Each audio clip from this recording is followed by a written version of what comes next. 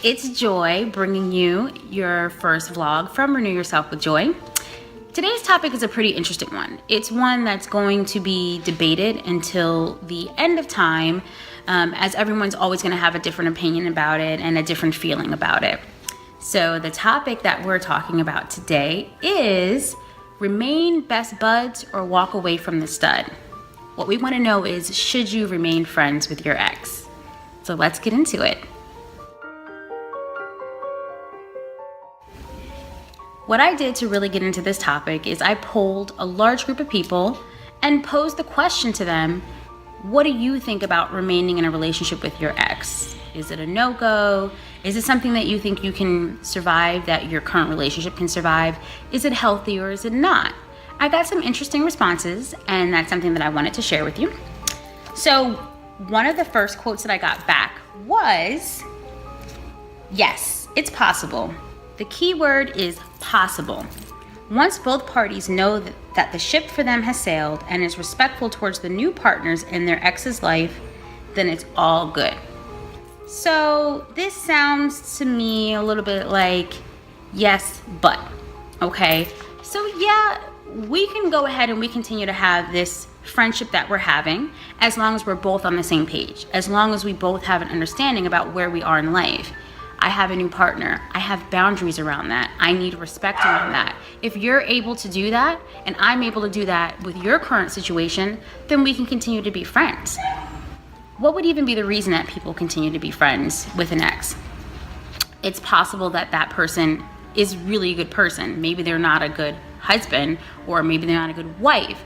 Maybe they're not a good boyfriend or girlfriend, but when you met them, maybe they were as funny as all get up, and they're still funny, even though they used to irritate you and leave their socks around. When you guys are separate, you're able to kind of like dust off that chrome and see the shininess that happened in the beginning.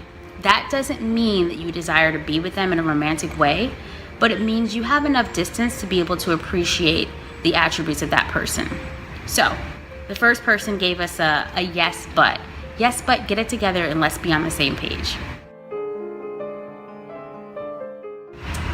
So let's get to the next bit of feedback.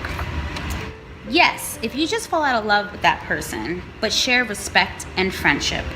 I'm lucky to have that with my ex, and not to mention, he's the father of my child and has done right by her. This one is a biggie. You have children together. Can you really ever X out your ex when you have created a life with them? Sometimes this person X's themselves out and it's not the ideal situation. So what if you do have a situation where this person is great to your children? They're everything to your children. They're providing what your kids need. At that point, your children kind of come first. Now, does it mean that you have to be friends just because you have kids together? No, it does not mean that you have to. In my work and in my personal life, can I tell you that it honestly benefits the children for you two to get along at a minimum, and is even better when you're friends? Absolutely. We want to model for our children the healthiest type of breaks or shifts and transitions in our lives. And if you truly transition and you're truly able to move forward in your life, is there a need to have animosity with the person that you've decided to kind of part ways? Yes, it does depend on how the breakup occurred. But in a situation where you are doing your real healing, you should be able to model to your child what that health looks like. It looks like I can talk to you and not be angry every time I look at your face. And I can appreciate the fact that you haven't exited from our child's life and you care just as much about my child than I do. We do have something in common. We have a common ground, and common ground is a good situation for a friendship. If you're happy in your life and they're happy in their life, or at least they get their joy from the child, both of you can kind of have a good growth spot from there and continue to have that friendship, at least for the sake of the child. This final bit of feedback that I got from the group was priceless, and she was keeping it real. So I want to share a little bit of this with you and see what your take is on it. Let me answer this question by saying yes and no. It depends on how the breakup happens. Now, if you have a clean breakup where both of you fell out of love, but love one another with clear respect, then yes. But come on, How often does that actually happen? I don't mean yes in where you're visiting them, calling, and hanging out with them. It should be clear boundaries. When I say no, it's because maybe it's not healthy for you. If this is truly your ex, then act like it.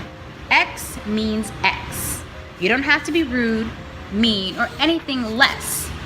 If you happen to see them out and feel like speaking, then speak, but keep it moving. Also, you must take in consideration if your current partner would think that this would be something that they'd be okay with, or are they jealous? No. They're now with you and they want to know that he or she is your past. Think back. It's a reason why they're your ex.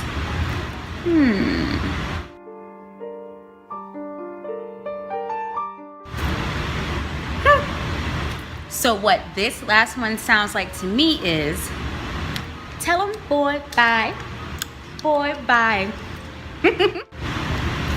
So at the end of the day, what does all this mean? What's all this feedback and these differing opinions? What's the right answer? Look, in most cases, there's never a right or wrong answer. So if you were looking for me to tell you one, the only thing I can tell you is, I don't know. By the way, that shoulder shrug happens to drive one of my clients very crazy because I'm expected to tell you what it is. No, you know what it is. Everyone knows what it is from their own personal experience. Everybody really, honestly, if they're being honest with themselves, do know what brings them peace, what brings them joy, and what actually brings value into their lives and what does not. Sometimes we might be looking at a situation from where we were and not looking at the situation from where we are right now. I say make whatever choices you need to make in order to have peace, joy, happiness in your life, okay? But when you're making these decisions, make sure that they're informed. Make sure you're considering the whole bag of nuts, all right?